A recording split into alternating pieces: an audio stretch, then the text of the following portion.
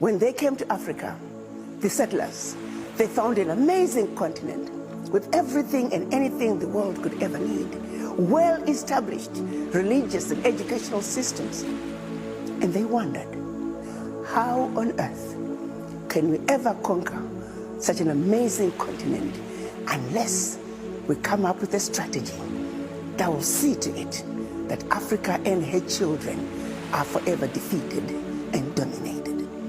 I repeat, unless they came with a strategy that would see to it that Africa and her children are forever defeated and dominated.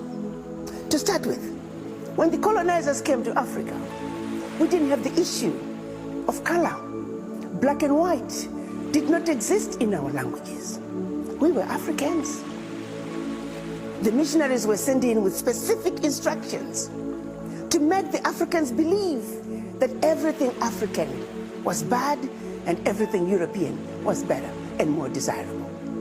They put in motion a process of making us dislike that which was ours and go out, all out, to embrace what the new invader was bringing to our beloved continent. I have to give it to them. They did a very good job at doing that. They hit us where it hurt the most, the mind. The missionaries taught us about white angels.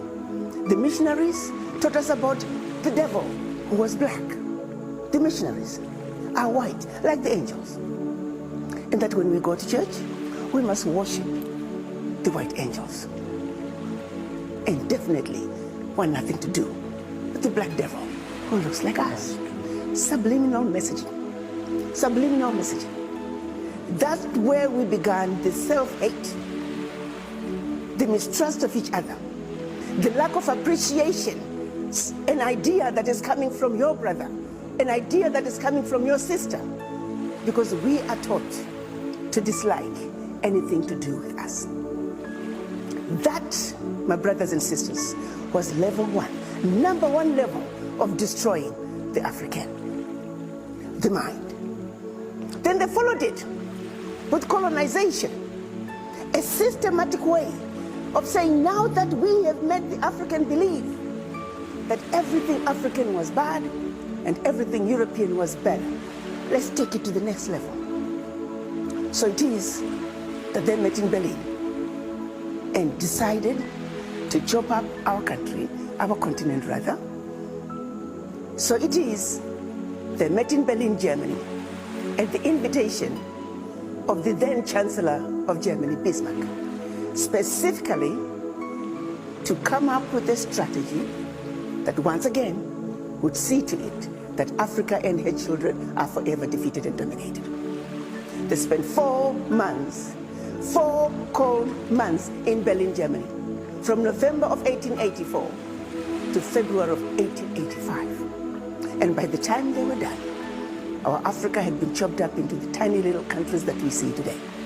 Countries that were intentionally divided in such a way that individually they will never survive. That individually they are easy to exploit. The whole purpose was to see to it that they can continue to exploit the rich natural resources that we were endowed with in our beloved continent. A united Africa is an Africa that is difficult to exploit. An Africa that speaks with one voice is an Africa that is difficult to exploit. So it is what they came up with, their strategy of 1884 during the Berlin Conference, is what gave us the Africa that we have today. An Africa that has countries like Benin, countries like Togo, countries like Central African Republic, Niger. As a matter of fact, all African countries. Then they turned around and said, okay, here we are. You are independent countries.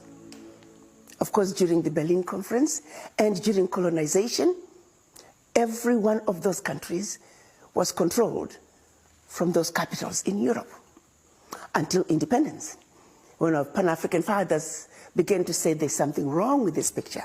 We can no longer continue to be subservient in our own continent.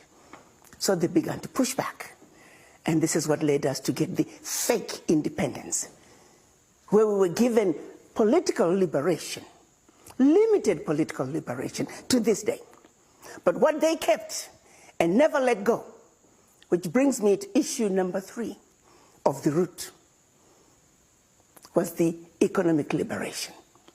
You see, you got to understand that when we were under colonization, the companies that ran the economies of all African countries were companies that belonged to the colonizer. If a country was colonized by the British, the majority of the companies that controlled the economies of those countries were British. If you were colonized by the Germans, German companies.